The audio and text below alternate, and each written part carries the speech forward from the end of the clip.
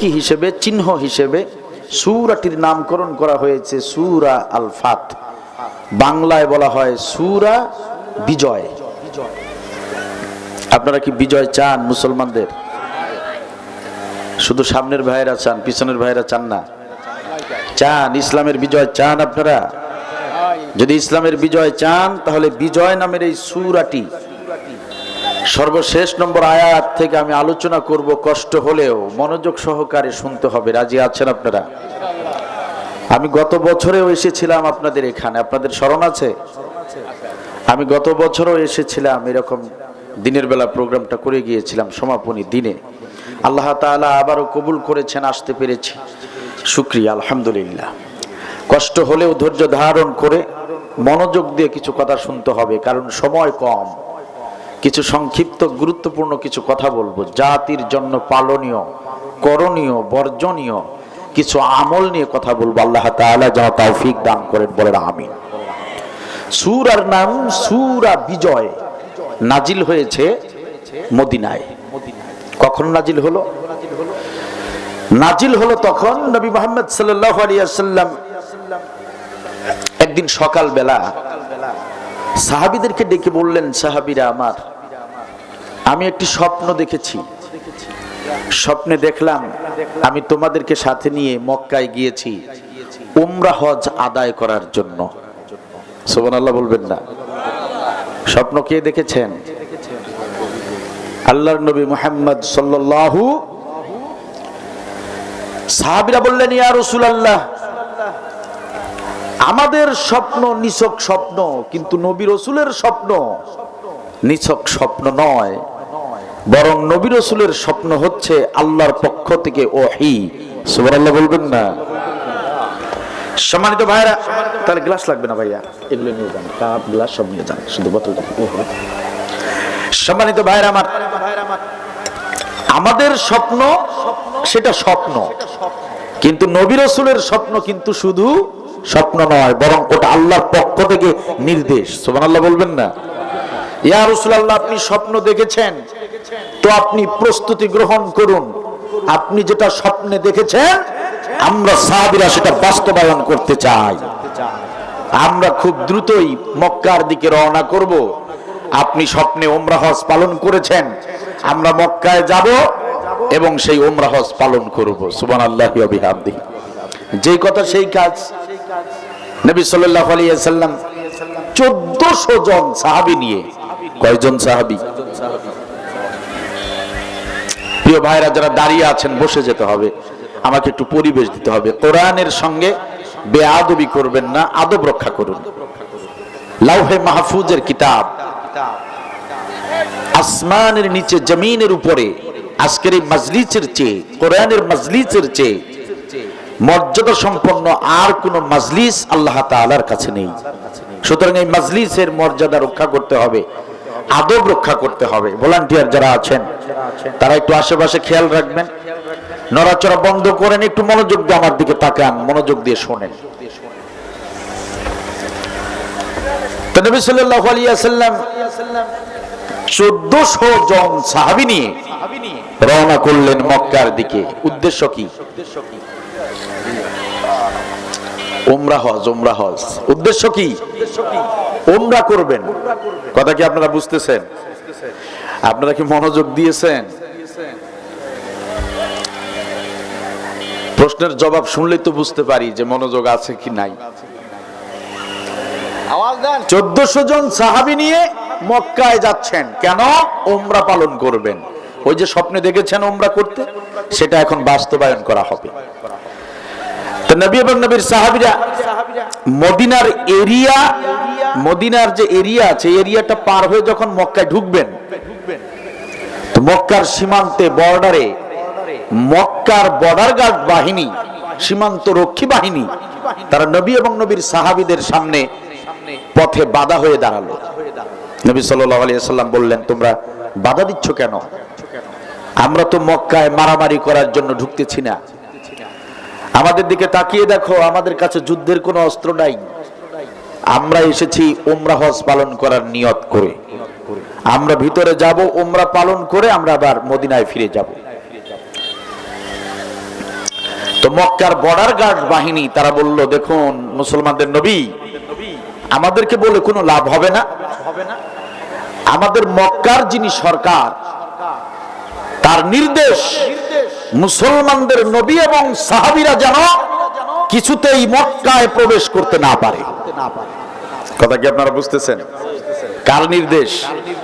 মক্কার সরকারের। মক্কার সরকার আমাদেরকে নির্দেশ দিয়েছেন আপনারা যেন মক্কার জমিনে ঢুকতে না পারেন। মক্কার জমিনের সেই জালিম সরকারের নাম কি? আবু জাহেল না, আবু জাহেল না। আপনারা জেনে খুশি হবেন, এই ঘটনা যেদিন ঘটতেছে তার অনেক আগেই আবু জাহেলকে বদরের যুদ্ধে কতল করে জাহান্নামে পাঠিয়ে দেওয়া হয়েছে। তাহলে মক্কার জমিনের যে জালিম সরকার ছিল আবু জাহেল, তার তো পতন হয়ে গেছে অনেক আগেই। তাহলে নবী আর নবীর সাহাবীদের কাজে বাধা দিচ্ছেটাকে? এই সরকারটাকে। মক্কার জমিনে আবু জাহেলের পতনের পর আরেক জালিম ক্ষমতায় বসেছিল, তার নাম ছিল আবু সুফিয়ান। কি নাম বলেন? বলেন কথা কি বুঝতেছেন আপনারা? তো আবু জাহেলের পতন হয়েছে, এক জালিমের পতন হয়েছে, আরেক জালিম ক্ষমতায় বসেছে। নাম কি? আবু সুফিয়ান। আবু সুফিয়ানের নির্দেশ মুসলমানদের নবী আর সাহাবীরা যেন আমার মক্কায় ঢুকতে না পারে। শানে নজুল চলছে সূরাটির।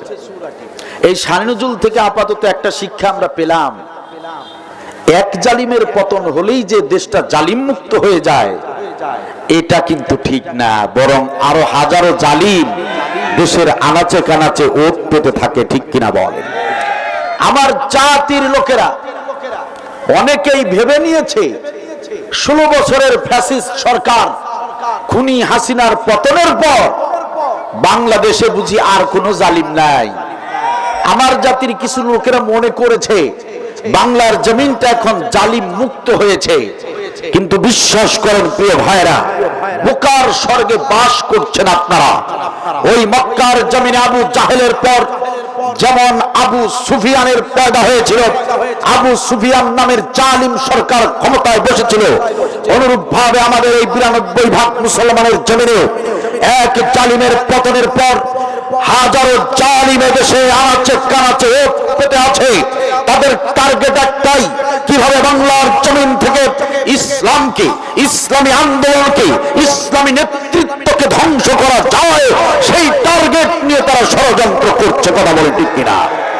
আমার দেশের অনেক জনগণ ভেবে নিয়েছে 16 বছর কোরআনের মাহফিলগুলোতে বাধা হয়েছিল, এখন বুঝি কোরআনের ময়দানে বাধা নাই। বোকার স্বর্গে বাস করছেন আপনারা। 16 বছর হাসিনার শাসনামলে যেভাবে আমরা বাধাপ্রাপ্ত হয়েছিলাম, একই কায়দায় একই ভাবে এই বাংলার জমিনে বর্তমান সময়ে কোরআনের মাহফিলগুলোতে বাধা দেওয়া হচ্ছে। কথা বলে ঠিক কিনা?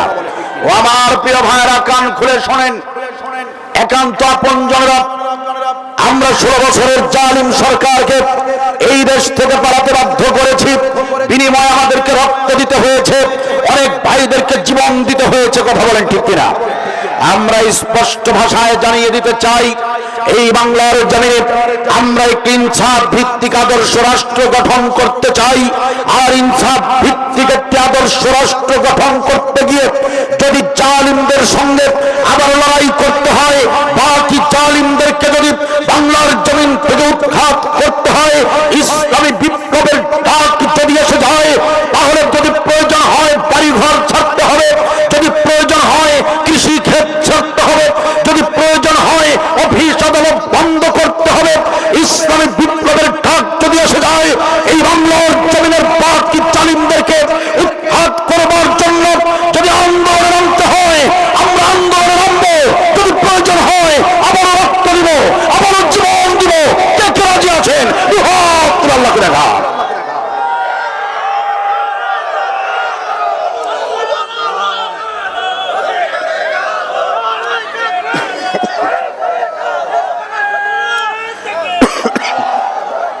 মাশা আল্লাহ, জাযাকাল্লাহু খাইর। শানে নজরুল বলছে, সূরা আল ফাত, শানে নজরুল বলছে এক জালিমের পতন হলেই সব জালিমের পতন হয় না। কথা কি বোঝা যায়? প্রিয় ভাইরা আমার, এরপরে অনেক ঘটনা রটনা হয়ে গেল, আমি সংক্ষিপ্ত করে বলছি, শানে নজরুলটা শোনেন। সবশেষে আবু সুফিয়ানের পক্ষ থেকে বলা হলো যে যাও মুসলমানদের নবীকে গিয়ে বলো আমার শর্তে যদি মুসলমানদের নবী রাজি হয়, একটা চুক্তিপত্র হবে, সন্ধি হবে, আমার কথায় যদি তারা রাজি হয় তবে আমি তাদেরকে উমরা করার পারমিশন দেব। তো দুই পক্ষ বসা হলো, একটা বৈঠক। যে জায়গাটিতে বসা হলো সেই জায়গাটির নাম ছিল হুদাইবিয়া। বলেন কি নাম? হুদাইবিয়া নামক জায়গায় বসে একটা সন্ধি করা হলো। কাফের আবু সুফিয়ানের সঙ্গে মুসলমানদের নবী এবং মুসলমানেরা, এই দুই পক্ষ বসে একটি সন্ধি করেছে। ইতিহাস এই জন্য এই সন্ধির নাম দিয়েছে হুদাইবিয়ার সন্ধি। কি সন্ধি? বলেন বলেন, কি সন্ধি? পিছনের ভাইরা বলেন, কি সন্ধি? এটাকে বলা হয় হুদাইবিয়ার সন্ধি। হুদাইবিয়ার সন্ধি বৈঠক চলছে। তো বৈঠকে লিখিত চুক্তি হবে। লিখিত কি হবে? চুক্তি হবে। আপনারা তো লিখিত চুক্তি করেন, মাঝে মাঝে করেন না? জমি কেনা বেচা, অন্যান্য জিনিসপত্র বেচা কেনা করতে গিয়া স্ট্যাম্পে লেখালেখি করেন না? আচ্ছা, বৈঠকের ভিতরে কাকে দিয়ে লেখান? যে লোকটা ভালো লিখতে জানে, তাই না? তো এই বৈঠকে লিখতে দেওয়া হলো হযরতে আলী রাদিয়াল্লাহু তাআলা আনহুকে, কারণ আলী রাদিয়াল্লাহু তাআলা আনহু ভালো লিখতে জান। ওমর, ওমর, ওটা ওমর, তুমি চিনো না? ওটা ওমর, কারণ আমার ওমরের অভ্যাসটা একটু ও মুখে বলে কম, হাতের কাজ করে বেশি। সুবহানাল্লাহ বলবেন না? ওটা ওমর করছে, তুমি চিনো নাই। ইহুদি কাফের বলে, ইয়া রাসূলুল্লাহ, ইয়া হাবিবাল্লাহ, আমি আপনার সাহাবী ওমরকেও ভালো করে চিনি, আপনার সাহাবী আবু বকরকেও আমি ভালো করে চিনি। ওমর নয়, ওমর নয়, আপনার নরম সাহাবী আবু বকর আজকে গরম হয়ে আমার গালে থাপ্পড় মেরেছে। আবু বকর, আপনার আপন শ্বশুর আবু বকর, আপনার ঘনিষ্ঠ বন্ধু আবু বকর, আপনার সাহাবীদের ভিতরে মর্যাদাবান সাহাবী আবু বকর, সেই আবু বকর আমার গালে বিনা কারণে থাপ্পড় মেরেছে। সুবিচার চাই। নবী সাল্লাল্লাহু আলাইহি ওয়াসাল্লাম বলেন, হযরত আলী রে, ও হযরত আলী, দেরি করো না, দেরি করো না, দেরি করো না। কোরআনের আদালতে মামলা দায়ের করেছে, আবু বকরের বিরুদ্ধে অভিযোগ এসেছে। আবু বকর আমার শ্বশুর হতে পারে, আবু বকর আমার ঘনিষ্ঠ বন্ধু হতে পারে। আবু বকর হিজরতের রাতে জানবাজি রেখে আমি নবী আমার জীবন বাঁচিয়েছে, আমার জীবন বাঁচাতে পারে। আবু বকর আমার সাহাবীদের ভিতরে মর্যাদা সম্পন্ন বড় সাহাবী হতে পারে, কিন্তু তার বিরুদ্ধে নবীর আদালতে মামলা দায়ের হয়েছে। সুতরাং কোনো ছাড় দেওয়া হবে না, কোনো ছাড় দেওয়া হবে না, কোনো স্বজন প্রীতি আমি করব না। মামলা দায়ের হয়েছে, সুতরাং দেরি করো না, দেরি করো না। যেখানে যে অবস্থায় আবু বকরকে পাবে সেখানেই গ্রেফতার করে আমার আদালতে হাজির করবে। সুবহানাল্লাহ বলবেন না? কথা কি বুঝতেছেন আপনারা? আদালতে মামলা হয়েছে, তার কোনো দেরি নাই, গ্রেফতার করে আমার আদালতে হাজির করো। সে শ্বশুর হতে পারে, বন্ধু হতে পারে, সে যেই হোক না কেন, কোনো ছাড় দেওয়া হবে না। মামলা হয়েছে, আসামি গ্রেফতার হবে, ওয়ারেন্ট জারি হয়ে গেল। কথা কি আপনারা বুঝতেছেন? আর আমাদের দেশে যে প্রধানমন্ত্রী, প্রেসিডেন্ট আমরা দেখলাম, আপনারা তো দেখতেছেন স্বাধীনতার পর থেকে, আমরা তো অনেক পর থেকে দেখলাম। আপনারা তো ৭১ থেকে দেশের প্রধানমন্ত্রী, প্রেসিডেন্ট থেকে আসতেছেন। আচ্ছা, আপনারা বলেন তো দেখি, যে প্রেসিডেন্ট গুলো, প্রধানমন্ত্রী গুলো আমাদের দেশে ছিল, আচ্ছা তাদেরকে যদি কেউ গিয়ে বলতো যে আপনার শ্বশুরের নামে মামলা করতে আসছি, আপনার আত্মীয়ের নামে মামলা করতে আসছি, ওই মামলা তারা নিত? উল্টো আরো তাকেই মিথ্যা মামলা ফাঁসায় দিত। ঠিক কিনা বলেন? কথা কি বুঝতেছেন? কোরআনের আদালত কারে বলে দেখেন, ইনসাফ কারে বলে। আমরা যে বলি ইনসাফ ভিত্তিক একটি রাষ্ট্র করতে চাই, এই ইনসাফটাকে একটু ভালো করে বোঝার চেষ্টা করে। আরে 12টা বছর আমি আব্দুল বারী, 12টা বছর থেকে কোরআনের ময়দানে আছি। সারা দেশে এই জাতির লোকদেরকে বারবার এই একটা জিনিস বুঝাতে চেয়েছি, মানুষের তৈরি বিধান, মানুষের তৈরি আদালত মানুষকে কখনো সুবিচার পারে না। বারবার বোঝানোর চেষ্টা করেছি, মানুষরা যদি শান্তি পেতে চায়, জাতির লোকেরা যদি মুক্তি পেতে চায়, জাতির লোকেরা যদি সুবিচার চায়, এই জাতির লোকেরা যদি ইনসাফ চায়, তাহলে কোরআনের বিধান প্রতিষ্ঠিত করতে হলে বিকল্প কোনো পথ খোলা নাই। কথা বলে ঠিক কিনা? কিন্তু আমার জাতির লোকেরা একই ভুল বারবার করেছে। আমার জাতির লোকেরা নামাজ, রোজা, হজ, যাকাত, দান, সাদাকা, পিতামাতার সেবা, আত্মীয়তার হক, প্রতিবেশীর হক সবই মোটামুটি বোঝে, কিন্তু আল্লাহর বিধান কায়েম ছাড়া যে আমাদের জীবনের পরিবর্তন হবে না, আমাদের কপালের যে উন্নয়ন হবে না, এই কথাটা জাতির লোকেরা বুঝতে পারে নাই। আমার জাতির লোকেরা নামাজে দাঁড়িয়ে আল্লাহর বিধান মতো নামাজ পড়ে, আল্লাহর বিধান মতো রুকু করে, আল্লাহর বিধান মতো সিজদা করে। আমার জাতির লোকেরা মাহে রমজান মাসে আল্লাহর হুকুম মতো রাতের বেলা সাহারি খায়, আবার আল্লাহর হুকুম মতো সময় যখন হয় তখন ইফতার করে।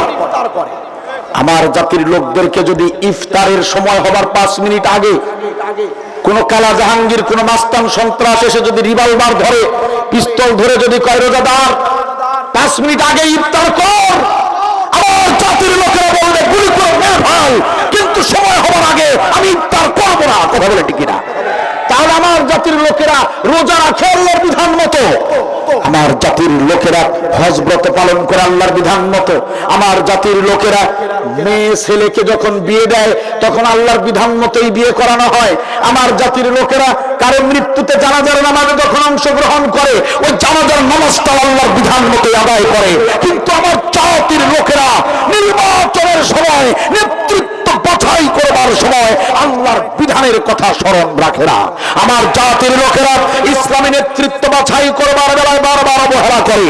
আমার জাতির লোকেরা ওই সময় আল্লাহর বিধান না মেনে এলাকার সবচেয়ে বড় দুর্নীতিবাজ, এলাকার সবচেয়ে বড় চাঁদাবাজ, এলাকার সবচেয়ে বড় দুশ্চরিত্র, এলাকার সবচেয়ে জুয়ারু, সবচেয়ে বড় মদারু, এরকম খারাপ লোকটাকে সাপোর্ট দিয়া সংসদে পাঠিয়ে দেয়।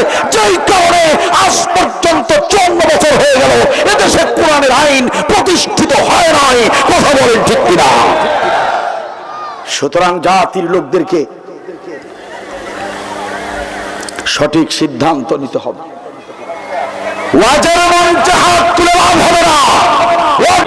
আরেক পক্ষের নেতা মুহাম্মদ সাল্লাল্লাহু, চুক্তিগুলো যা লেখা হলো সবই আবু সুফিয়ানের পক্ষে, কাফেরদের পক্ষে, মুসলমানদের বিপক্ষে। যেমন ধরেন কেমন চুক্তি দেখেন, শোনেন। আবু সুফিয়ান চুক্তিতে লিখেছে এই বছর সবাইকে মদিনায় ফিরে যেতে হবে, উমরা করতে দেয়া হবে না, উমরা করার পারমিশন হবে আগামী বছর। তাহলে বসার কি দরকার ছিল? কিসের সমঝোতা, কিসের চুক্তি? উমরাই করতে দিবে না, কথা কি আপনারা বুঝতেছেন? এবছর কি করতে হবে? ফিরে যেতে হবে মদিনায়, এবছর উমরা করতে দেয়া হবে না। নবী মুহাম্মদ সাল্লাল্লাহু আলাইহি ওয়াসাল্লামের পাশে দাঁড়ানো, ডান পাশে দাঁড়ানো হযরতে উমর রাদিয়াল্লাহু আনহু, হযরতে উমর এই কথা শুনে রাগে ক্ষোভে ফুসফুস করতেছে। নবী মুহাম্মদ সাল্লাল্লাহু আলাইহি ওয়াসাল্লাম ইশারা দিলেন, ওমর ঠান্ডা ঠান্ডা, কুল কুল, কিছু বলো না। আবু সুফিয়ান, আমি নবী মুহাম্মদ সাল্লাল্লাহু আলাইহি ওয়াসাল্লাম তোমার সাথে রাজি আছি। সুবহানাল্লাহ বলেন। এবছর উমরা হবে না, রাজি আছি। চুক্তি লেখা হলো। আপনাদের মদিনা থেকে যদি কোনো ব্যক্তি আমাদের মক্কায় আসে, আপনাদের মদিনা থেকে কোনো ব্যক্তি যদি আমাদের মক্কায় আসে, আমরা তাকে মদিনায় ফেরত দেব না। কিন্তু আমাদের মক্কার কোন লোক যদি আপনাদের মদিনায় যায়, তাকে আমাদের কাছে ফেরত দিতে হবে বাধ্যতামূলক। কথা কি আপনারা বুঝতেছেন? অন্যায় কিনা বলেন? যা লেখা হয়েছে সব কি ন্যায় না অন্যায়? অন্যায়। হযরতে ওমরের রাগ কমছে না বাড়ছে?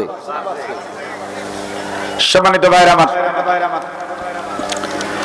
চুক্তিপত্রে এরকম অনেক কিছু লেখা হলো, আমি সংক্ষিপ্ত করে বলছি। তো সবই লেখা হয়েছে ওদের পক্ষে। তো আবু সুফিয়ান চুক্তিপত্রটা হাতে নিয়ে, আলীর কাছ থেকে চুক্তিপত্রটা হাতে নিয়ে দেখলো যে লেখার সব ঠিক আছে কিনা।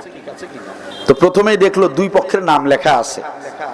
এক পক্ষের দলপতির নাম আবু সুফিয়ান, আরেক পক্ষের দলপতির নাম লিখেছে মুহাম্মাদুর রাসূলুল্লাহ সাল্লাল্লাহু মুহাম্মাদুর। আরেক পক্ষের নাম কি লিখছে বুঝতেছেন আপনারা? লিখছে কে? হযরত আলী। তো নবীর নামের সঙ্গে লিখছে মুহাম্মাদুর রাসূলুল্লাহ। এই রাসূলুল্লাহ শব্দটুকু দেখে আবু সুফিয়ানের পায়ের রক্ত মাথায় উঠেছে।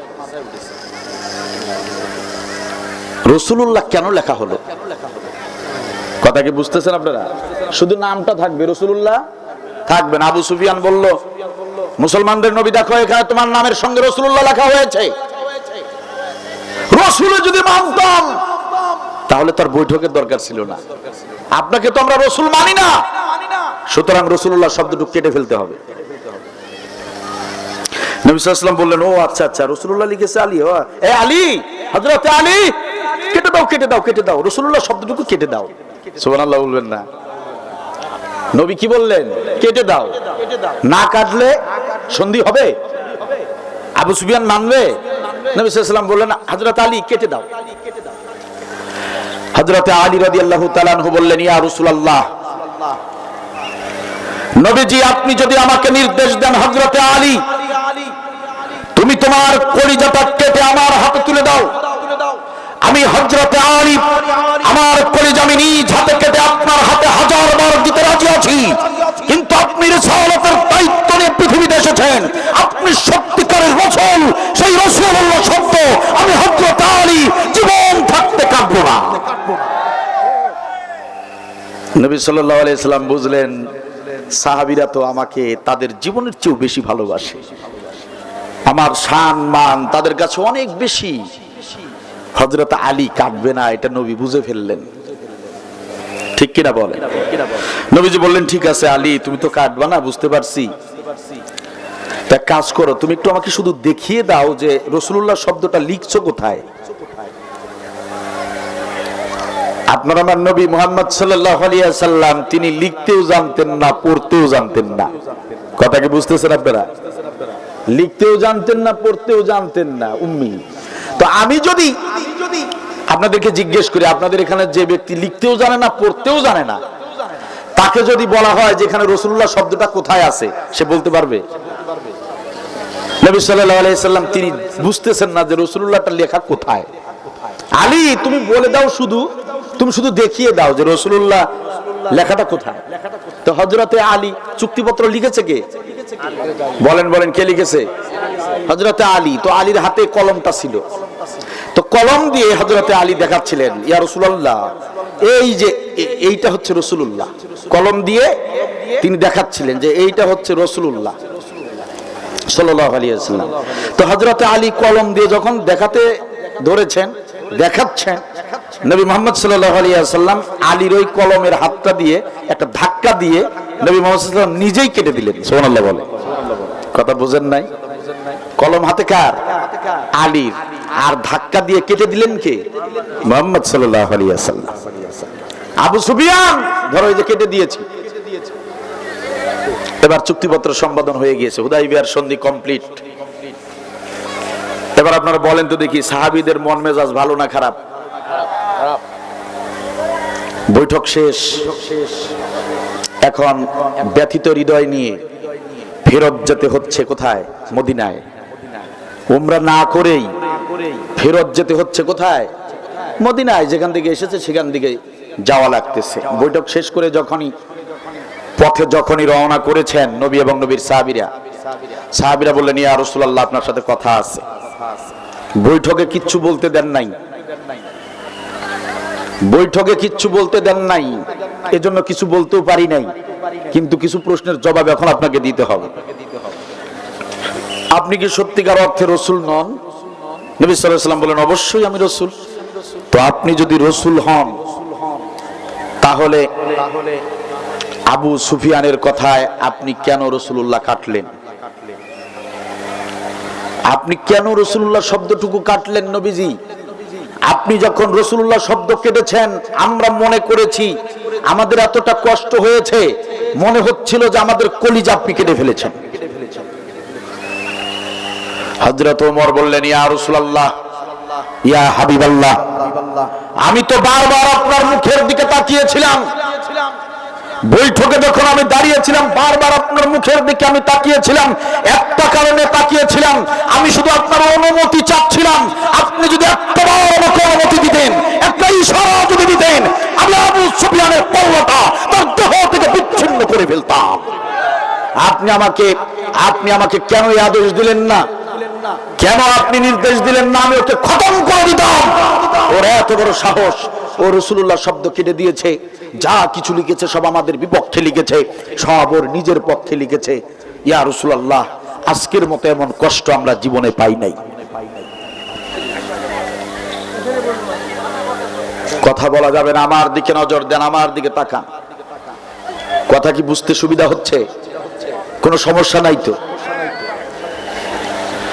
হযরত আলী বললেন, ইয়া রাসূলুল্লাহ, আজকের চুক্তিপত্রে আবু সুফিয়ান যা লিখেছে সবই তো ওদের পক্ষে লিখেছে। আমরা তো হেরে গেলাম, কাফেররা তো জিতে গেল। কি সন্ধি হলো এটা? কিসের সন্ধি? এই সন্ধি আমাদের ভালো লাগছে না। এই সন্ধি মুসলমানদের কল্যাণ বয়ে আনছে না। এই সন্ধি তো মুসলমানদের কল্যাণের জন্য হয়েছে, মুসলমানদের বিজয়ের জন্য হয়েছে, আমাদের পরাজয়ের জন্য হয়েছে এই সন্ধি। কারণ যা লেখা হয়েছে সবই মুসলমানদের বিপক্ষে, ঠিক কিনা বলেন? সাহাবীদের কথার যুক্তি আছে না নাই? যা কিছু লেখা হয়েছে, লেখা দেখলে মনে হচ্ছে মুসলমানরা জিতে গিয়েছে আর আমরা হেরে গিয়েছি, ঠিক কিনা বলেন? আল্লাহ রাব্বুল আলামিন হযরত জিবরিল আমিনকে ডেকে বললেন, জিবরিল আমিন রে, ও জিবরিল আমিন, দেরি করো না, দেরি করো না। আমার হাবিবকে তার সাহাবীরা প্রশ্ন করছে, আজকের হুদাইবিয়ার সন্ধি তিনি কেন সম্পাদন করলেন? যেখানে কাফেরদের পক্ষে সব চুক্তি, যেখানে কাফেরদের পক্ষে সব লেখা হয়েছে, যেখানে মুসলমানদের পক্ষে কোনো লেখা নাই, কোনো শর্ত নাই, সেই শর্ত কেন সম্পাদন করা হলো? এই ভেবে সাহাবীরা নবীকে জিজ্ঞাসা করছে। ওরে জিবরিল আমিন, নবী মুহাম্মদ সাল্লাল্লাহু আলাইহি ওয়াসাল্লাম আজকের হুদাইবিয়ার সন্ধিতে যা কিছু করেছে, যে স্বাক্ষর হয়েছে, চুক্তি স্বাক্ষরিত যা হয়েছে, এগুলো আমার নবীর ইচ্ছা মতো হয় নাই। আমি আল্লাহ রাব্বুল আলামিন নেটওয়ার্ক সংযোগের মাধ্যমে আমি আমার হাবিবকে বলেছিলাম, ও আমার হাবিব রে, আবু সুফিয়ান যে শর্তই লিখবে আপনি শুধু রাজি হয়ে যাবে। ও আমার জিবরিল আমিন, আমি আমার নবীকে বলেছিলাম, যাই লেখা হোক না কেন আপনি শুধু হ্যাঁ বলে যাবেন, আপনি শুধু রাজি হয়ে যাবেন। কারণ আজকে আবু সুফিয়ানের সঙ্গে যদি হুদাইবিয়ার সন্ধিটা হয়ে যায়, এই সন্ধিটা বাহ্যিকভাবে কাফেরদের পক্ষে মনে হলেও আমি আল্লাহ ভালো করে জানি এই সন্ধির মাধ্যমে মুসলিম জাতির বিজয় ঘটবে। ওরে জিবরিল আমিন, ও হযরত জিবরিল আমিন, আমি আমার নবীকে আমার নির্দেশে এই সন্ধি সম্পাদন করার নির্দেশটা আমি আল্লাহ দিয়েছিলাম। কিন্তু আমার নবীর সাহাবীরা তো সেই খবর জানে না। কারণ নবীর সাহাবীদের সঙ্গে আমার তো নেটওয়ার্কে যোগাযোগ হয় না, সংযোগ হয় না। ওহীর মাধ্যমে যোগাযোগ হয় নবী রাসূলের সঙ্গে, নবী রাসূলের সাহাবীদের সঙ্গে ওহীর মাধ্যমে কোনো যোগাযোগ হয় না, ঠিক কিনা বলে? ওরে জিবরিল আমিন, এজন্য আমার নবীর সাহাবীরা জানে না, আমার নবীর সাহাবীরা ঘটনা বুঝতে পারে নাই। এজন্য আমার নবীর সাহাবীরা বড় কষ্ট পেয়েছে, ব্যথিত হৃদয় নিয়ে আমার হাবিবকে বারবার প্রশ্ন করছে। না না না, আমি আর গোপন রাখতে চাই না, আমি আল্লাহ রাব্বুল আলামিন আর ঢেকে রাখতে চাই না। যাও যাও যাও, সূরা আল ফাত বিজয় নামের ওই সূরাটি, ওই যে আমার নবী আর নবীর সাহাবীরা কত পকতন করছে, পথের মধ্যে কত পকতন করছে, ওই প্রতিমধ্যে এই মুহূর্তে ওই নবীর দরবারে গিয়ে সূরা আল ফাত বিজয় নামের এই সূরাটি নাজিল করে দাও, যাতে করে নবীর সাহাবীরা বুঝতে পারে হুদাইবিয়ার সন্ধি এটা মুসলমানদের জন্য একটা বিজয়ের সূত্রপাত ঘটবে। হুদাইবিয়ার সন্ধি বাহ্যিকভাবে কাফেরদের পক্ষে মনে হলেও আসলে হুদাইবিয়ার সন্ধি মুসলমানদের সুসংবাদ বয়ে আনবে। হযরতে জিবরিল আমিন দেরি করেন, সবই তো অন্যায় লিখেছে। আবু সুফিয়ান যে ব্যবহারটা করেছে অন্যায় করেছে, এটা দেখে আপনার সাহাবীরা মন খারাপ করেছে। কিন্তু না না না, এটা যে মুসলমানদের জন্য কোনো পরাজয় না, বরং এটা মুসলমানদের জন্য বিজয়ের সূচনা। আল্লাহ রাব্বুল আলামিন এটা আপনার সাহাবীদেরকে শুনিয়ে দিতে চান, আল্লাহ রাব্বুল আলামিন তাম বিশ্ববাসীকে এটা জানিয়ে দিতে চান। এই জন্য গোটা একটি সূরা নাজিল হয়ে গিয়েছে।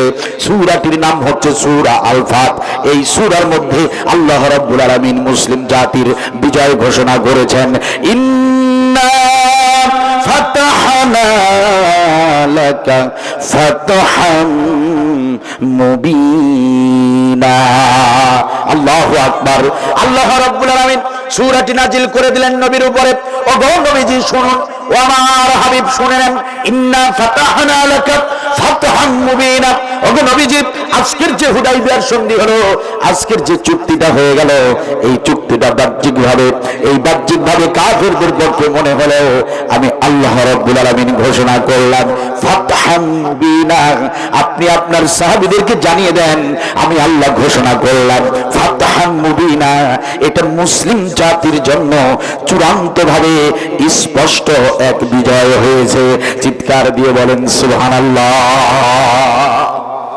আমি আল্লাহর ঘোষণা, এটা স্পষ্ট বিজয়, ফাতহাম মুবিনা, সুস্পষ্ট বিজয়। সুবহানাল্লাহ বলবেন না? নবীর সাহাবীরা যখন এই আয়াতটা শুনলেন, সূরা যখন নাজিল হয়ে গেল, এই আয়াত যখন শুনলেন, আল্লাহ নিজে ঘোষণা করেছেন যে আমি আল্লাহ বলছি ফাতহাম মুবিনা। আমার হাবিবের সাহাবীরা মনে কষ্ট নিও না, বাহ্যিকভাবে মনে হচ্ছে তোমরা ঠকেছো, না ঠকো নাই, ঠকবে তো আবু সুফিয়ান। এটা তোমাদের, এটা মুসলমান জাতির জন্য সুস্পষ্ট বিজয় বয়ে আনবে। চিৎকার দিয়ে বলেন সুবহানাল্লাহ। এই হুদাইবিয়ার সন্ধির রেজাল্ট পাওয়া গেল 1 বছর পরে। বিজয়ের এই রেজাল্টটা পাওয়া গেছে কবে? 1 বছর পরে। 1 বছর পরে যে মক্কায় ঢুকতে দিতে চাচ্ছিল না আবু সুফিয়ান, তার পরের বছর সেই মক্কা এই নবী আর নবীর সাহাবীরা বিজয় করেছিলেন, কোনো রক্তপাত ছাড়াই, মারামারি ছাড়াই মক্কা বিজয় হয়ে গিয়েছিল। সুবহানাল্লাহ বলবেন না? কথা কি বুঝতেছেন আপনারা? সুতরাং বাধা যত আসে, বিজয় তত তাড়াতাড়ি ঘনিয়ে আসে। কথা কি বোঝা যায়?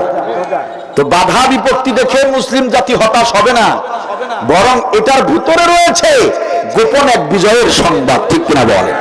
আপনারা কি চান না দেশে বিজয় সংগঠিত হোক?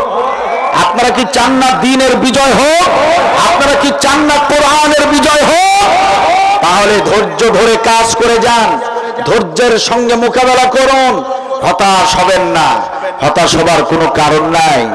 জুলাই বিপ্লবের ওসমান হাদিকে হত্যা করলেই এই জাতির বিজয়কে কেউ ঠেকাতে পারবে না, দমাতে পারবে না। ঠিক কিনা বলেন? ও আমার প্রিয় ভাইরা, কান খুলে শোনেন, এখানে কোরআনের কথা বলতে এসেছি। মুনাফিক যারা, কোরআন বিরোধী যারা, তারা স্পষ্ট ভাষায় জেনে রাখো, শাইখ শফি আব্দুল বারী এখানে কোন দলের দালালি করতে আসে না। এখানে আব্দুল বারী কারো ভোট চাইতে আসে নয়। কারণ আমরা জামাত ইসলামীকে চিনি না, আমরা বিএনপিকে চিনি না, আমরা চরমনাইকে চিনি না, আল্লামা মামুনুল হককে চিনি না, এনসিপি চিনি না। আমরা শুধু জানি কোরআন তাদের পক্ষে, আমরাও তাদের পক্ষে। কথা বলে ঠিক কিনা? আমরা স্পষ্ট ভাষায় জানিয়ে দিতে চাই, বাংলাদেশ জামাত ইসলামী যদি কোরআনের বিপক্ষে চলে যায়, তাহলে আমরা জামাত ইসলামের বিপক্ষে লড়তে রাজি আছি। ঠিক কিনা বলে? বাংলাদেশ বিএনপি যদি কোরআনের বিপক্ষে চলে যায়, তাহলে আমরাও তাদের বিপক্ষে চলে যাব। কথা বলে ঠিক কিনা? আল্লামা মামুনুল হক যদি কোরআনের বিপক্ষে চলে যায়, আমরা তাদের বিপক্ষে। পীর সাহেব চরমনাই যদি কোরআনের বিপক্ষে যায়, আমরাও তাদের বিপক্ষে। সুতরাং জাতির লোকরা স্পষ্টভাবে জেনে রাখুন, কোরআনের পক্ষে থাকুন। আমাদেরকে আপনারা কাছে পাবেন, কোরআনের পক্ষে থাকুন, দ্বীনের বিজয়ের পক্ষে কাজ করুন। আমরা আপনাদের পাশে আছি। কথা বলেন ঠিক কিনা? কিন্তু যারা কোরআনের বিরুদ্ধে ষড়যন্ত্র শুরু করেছেন, যারা এই বাংলাদেশে কোরআনের আইন প্রতিষ্ঠিত হবার ব্যাপারে বাধা প্রাপ্ত হচ্ছেন, বাধাগ্রস্ত করছেন, যারা বাধা দিচ্ছেন, ষড়যন্ত্র করছেন, যারা এই বাংলার জমিনে শরীয়তের আইনকে প্রতিষ্ঠিত করতে চান না, যারা বিভিন্ন ভাবে বাধা দেওয়ার চেষ্টা করছেন, আমরা আজকে পঞ্চগড় জেলা থেকে স্পষ্ট জানিয়ে দিতে চাই, 16 বছরের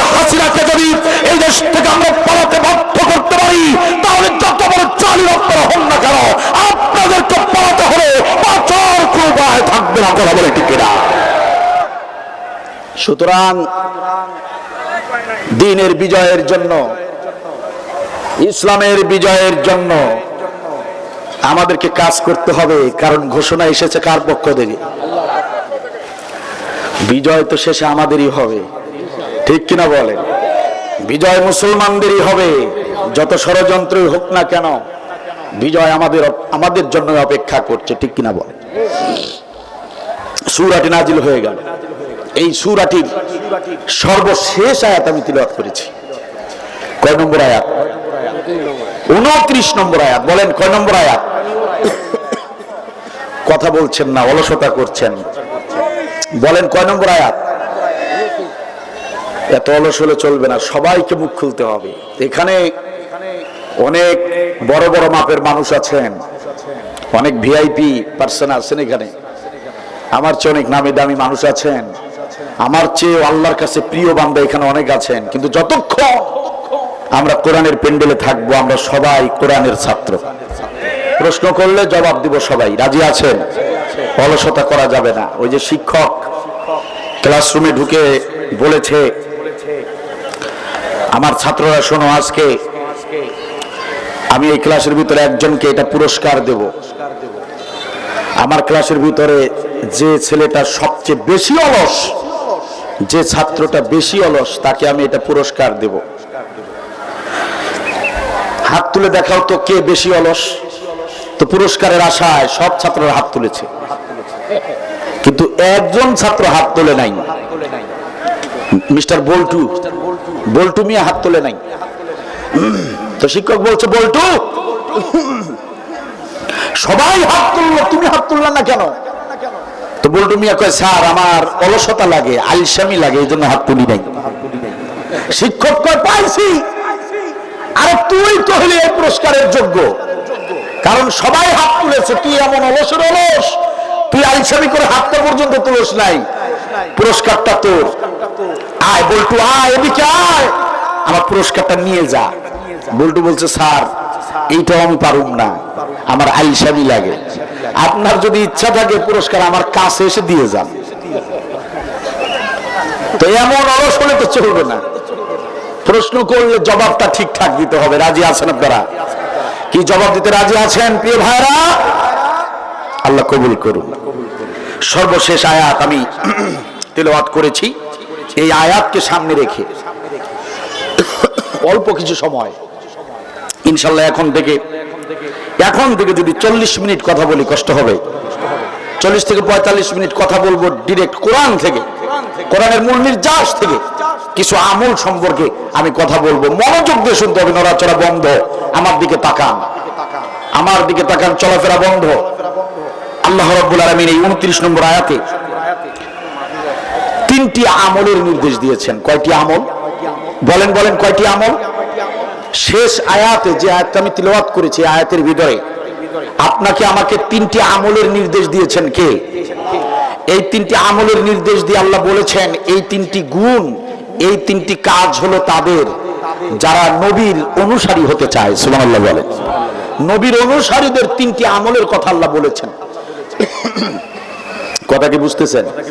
নবীর সঙ্গী যারা, অনুসারী যারা, তাদের জন্য 3টি গুণের কথা আল্লাহ বলেছেন। যে 3টি গুণ, যে 3টি আমল করলে নবীর অনুসারী হওয়া যাবে, নবীর সঙ্গী হওয়া যাবে, নবীর সঙ্গে জান্নাতে যাওয়া যাবে। বলেন তো দেখি সেই 3টি আমল জানার দরকার আছে না নাই? কি জানার দরকার আছে? প্রিয় ভাইরা আমার দিকে তাকান।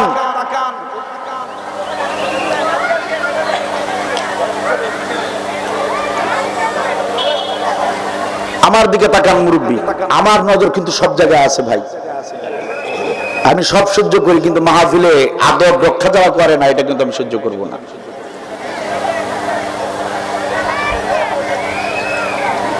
আমার দিকে তাকান, আমার দিকে হয়ে বসুন।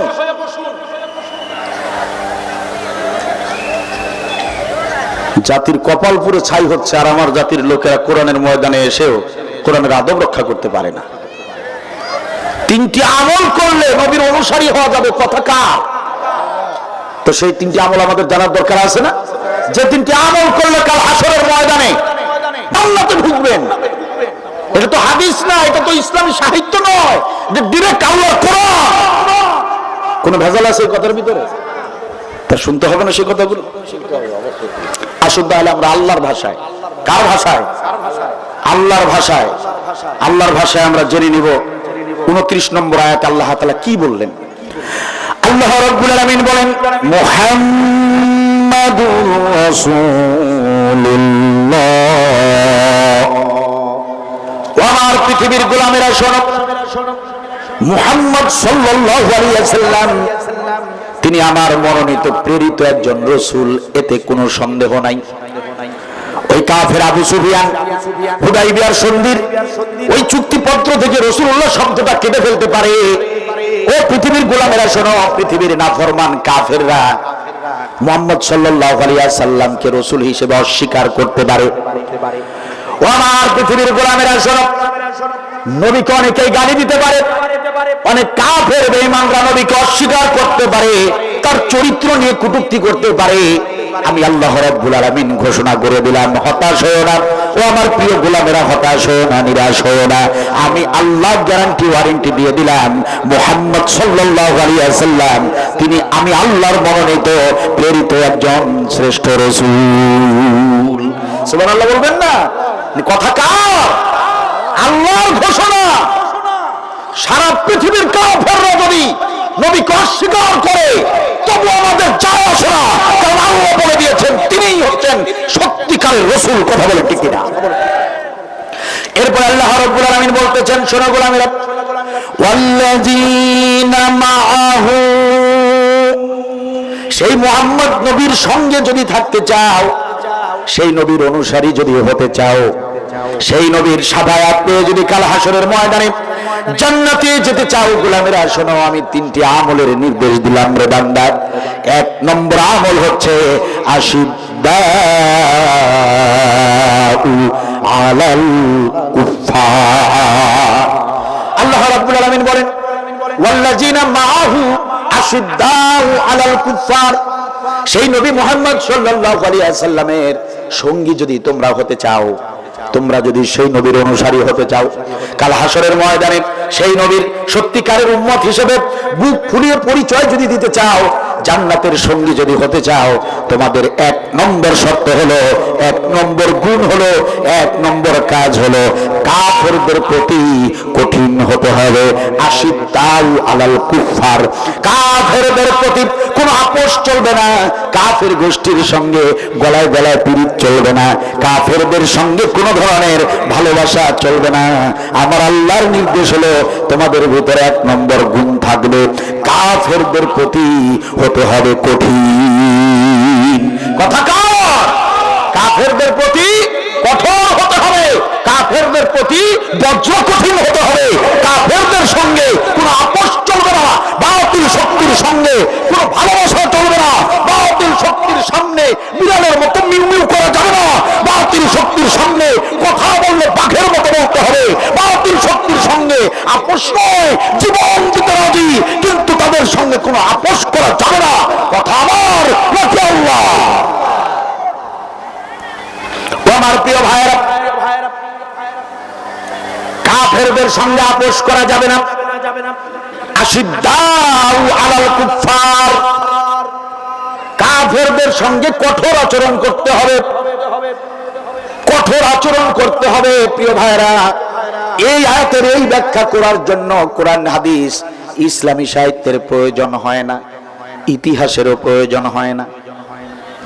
আমার এই বাংলার জমিনের মুসলমানেরা খুব সহজেই বুঝতে পারবে যদি কয়েক বছর আগের দিকে একটা বার তাকান, মাত্র কয়েক বছর আগের দিকে একটা বার যদি তাকান, দেখতে পারবেন আমাদের দেশের কিছু হক্কানি আলেম ছিলেন, কাফের শক্তির সঙ্গে বাতিল শক্তির সঙ্গে আপোষ না করার কারণে কাফের শক্তি তাদেরকে ফাঁসিতে ঝুলিয়েছে।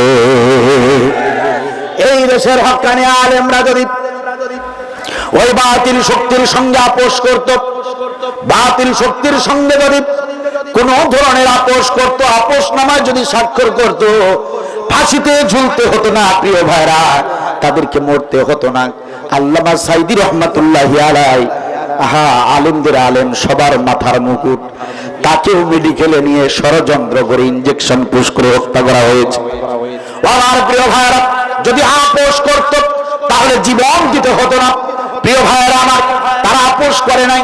হক্কানি আলেম যারা কাফেরদের সঙ্গে, বাতিলদের সঙ্গে কঠোর অবস্থানে ছিল, কঠোর আচরণ করেছে, এই জন্য কাফের শক্তি তাদেরকে সহ্য করতে পারে নাই, তাদেরকে অন্যায় ভাবে হত্যা করেছে। কথা বলেন ঠিক কিনা? আমার আল্লাহ বলেন, গোলামেরা, যদি তোমরা নবীর অনুসারী হতে চাও, যদি তোমরা নবীর শাফাআত পেয়ে জান্নাতে যেতে চাও, এক নম্বর আমল হচ্ছে কাফেরদের সঙ্গে কোনো ধরনের নরম স্বভাব করা যাবে না।